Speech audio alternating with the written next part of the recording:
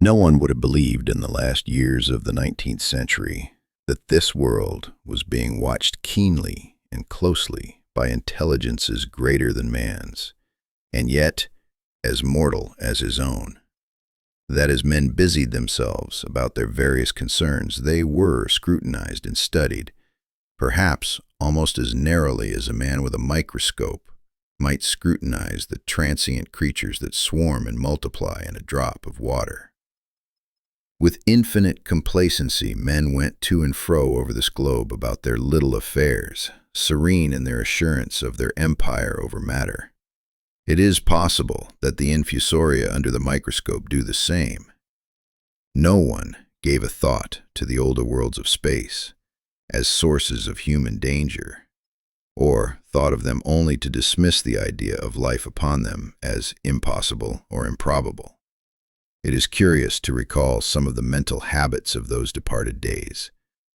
At most, terrestrial men fancied there might be other men upon Mars, perhaps inferior to themselves and ready to welcome a missionary enterprise.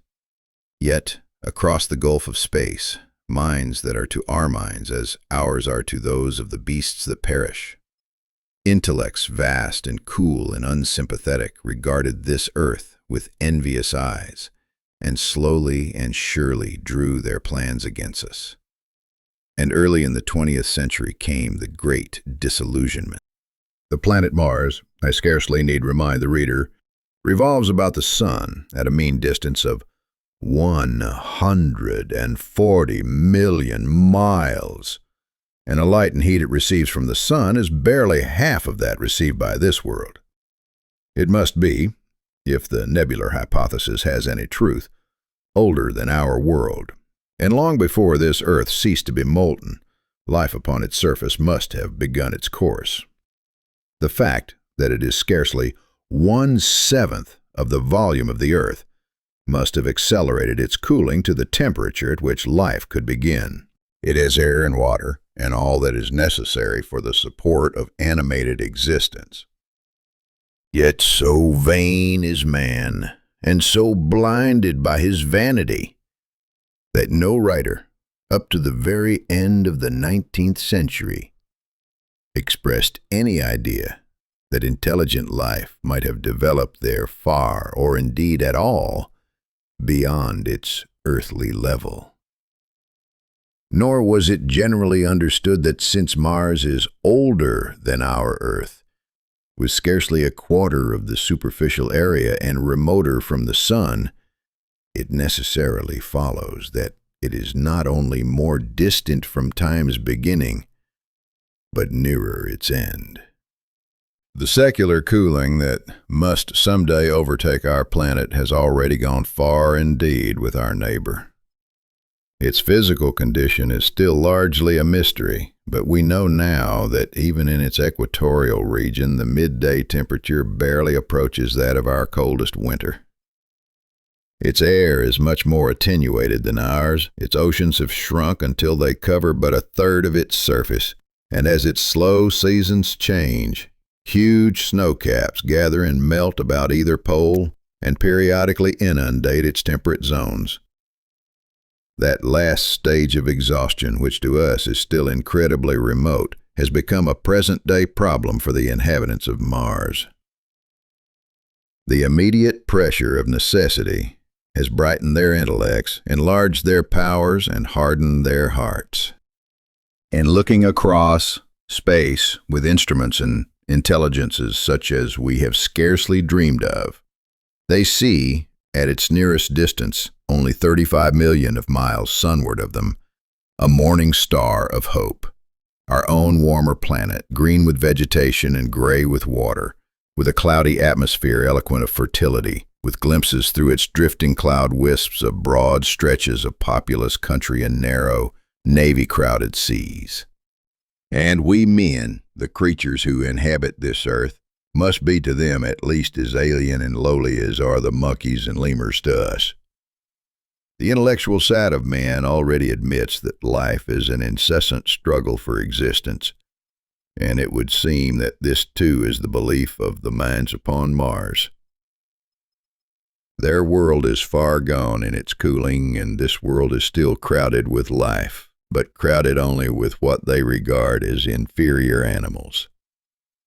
To carry warfare sunward is indeed their only escape from the destruction that generation after generation creeps upon them. And before we judge them too harshly, we must remember what ruthless and utter destruction our own species has wrought, not only upon animals, such as the vanished bison and the dodo, but upon its inferior races.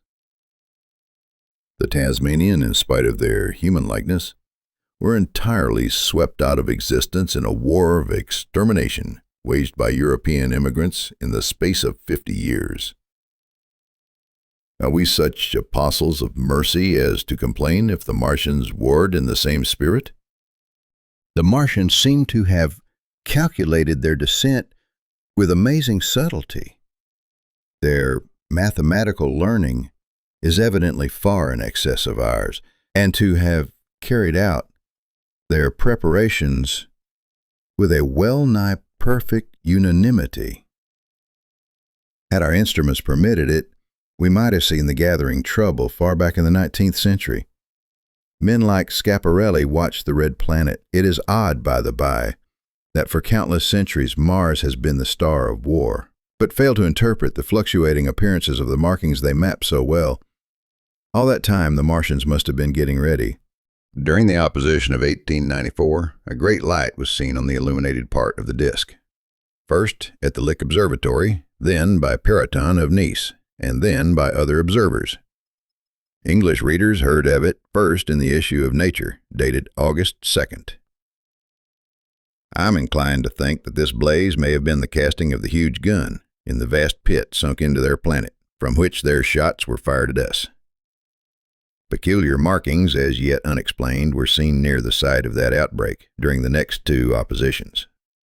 The storm burst upon us 6 years ago now.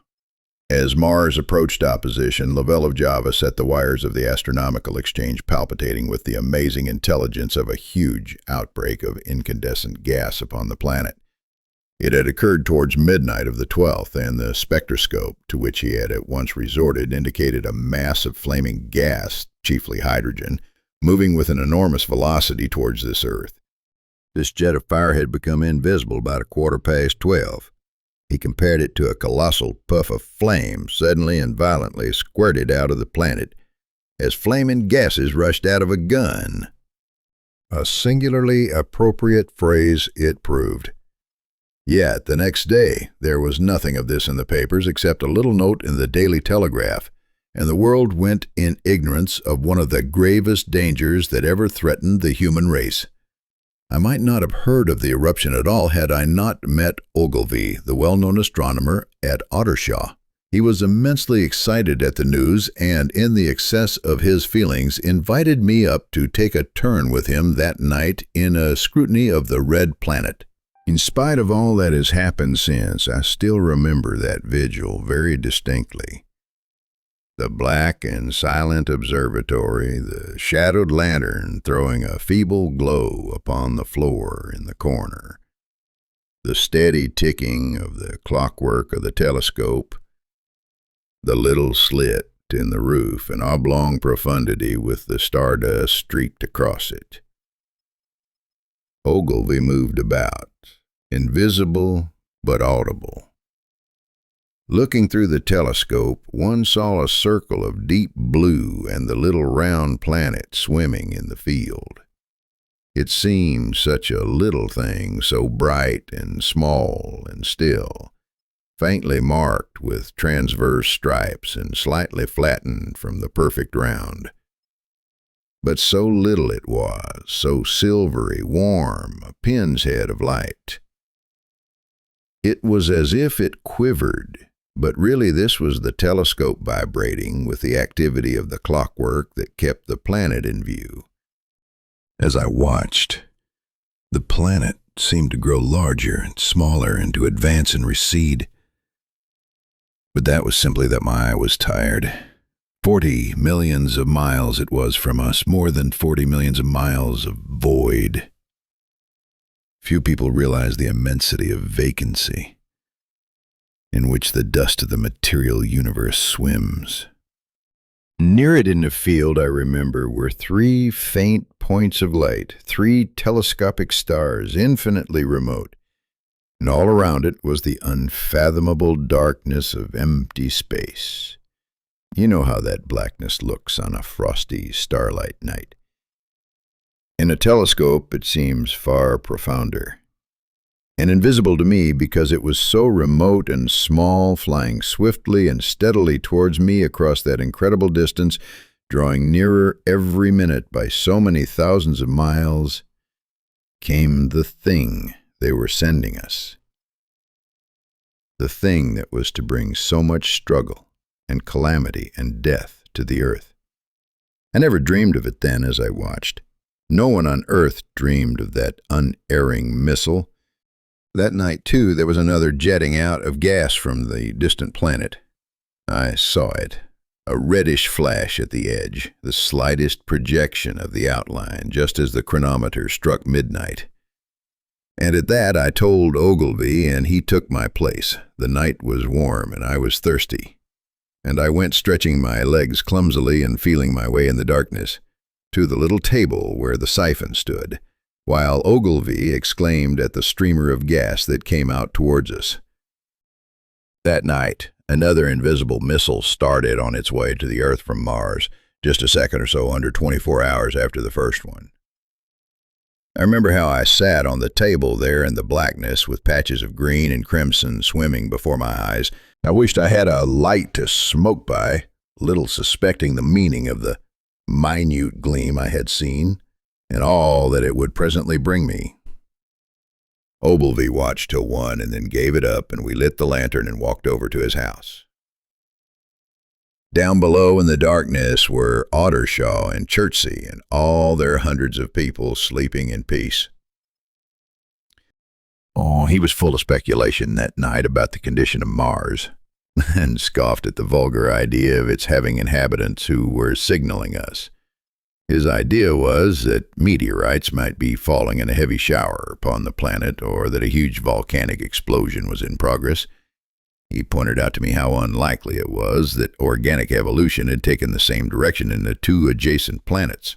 The chances against anything manlike on Mars are 1,000,000 to 1, he said. Hundreds of observers saw the flame that night and the night after about midnight, and again the night after, and so for 10 nights, a flame each night.